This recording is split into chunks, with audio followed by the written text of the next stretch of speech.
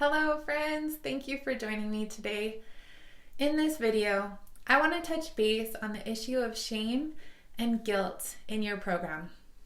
I don't have all the answers, but I do have some insights that I'd like to share with you today. I follow Brightline Eating and I love the lifestyle. It's changed my life. I've found so much peace and I have such a healthier relationship with food. But I know that there are some people who suffer from feelings of shame and guilt around their relationship with food and not being perfect with their food boundaries. In all honesty, at times this sneaks up on me too.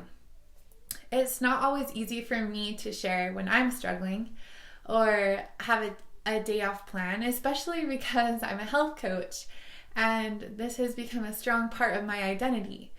But I am just another food addict, and I love when Susan Pierce Thompson, who is the founder of Brightline Eating, she shares her own struggles. You know, we're all on the same journey, just in different parts of the path. It's not a destination, it's a journey.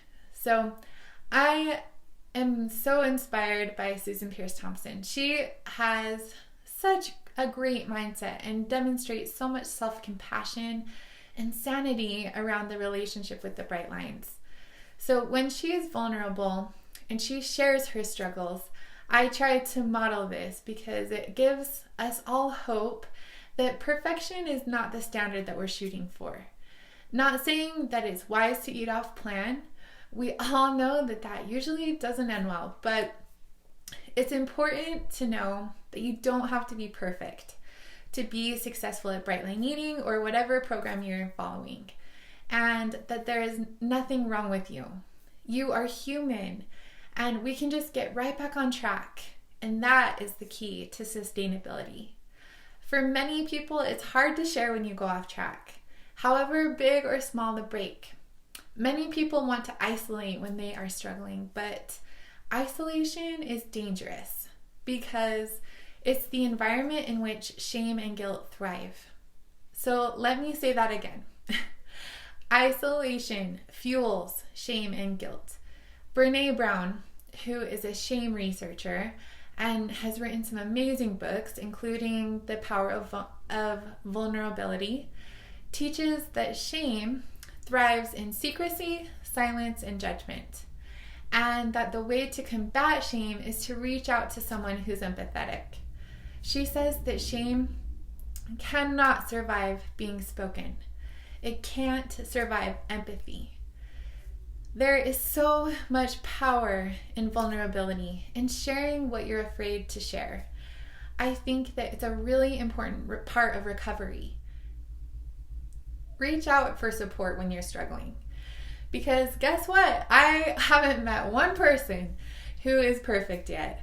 We all have our struggles, and shining a light on our imperfections is how we combat shame and guilt in our community.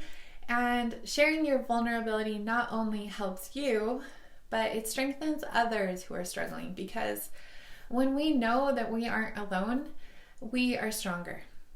We are stronger together in the light of day instead of behind some feigned social media filters.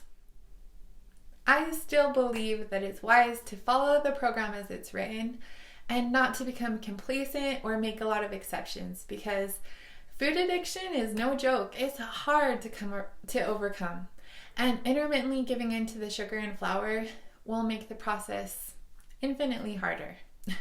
I see this happen so often. It's really common that a few bites off plan can lead to months or even years of struggle. Our brains want to block us from weight loss. But we have to separate the science from the shame. Morally, food is neutral. We are not good or bad because of what we eat.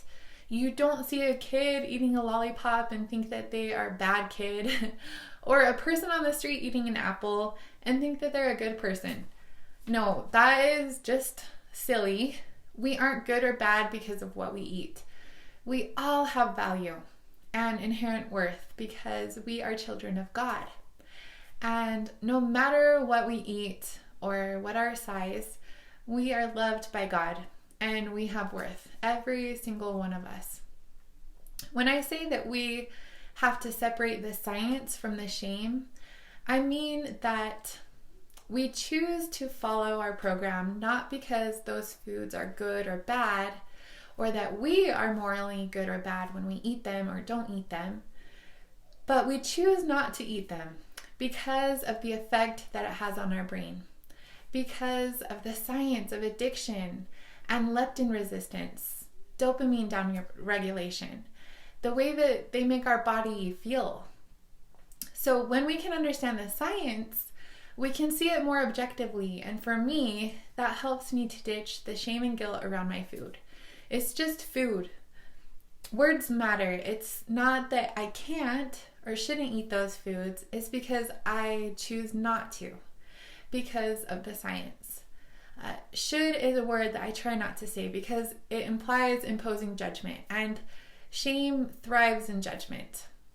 I hope that you will have the courage to be vulnerable and not isolate when you go off plan. Just say it like it is. Don't make it a big deal in your mind. It's just food. Just get right back on track and be kind to yourself.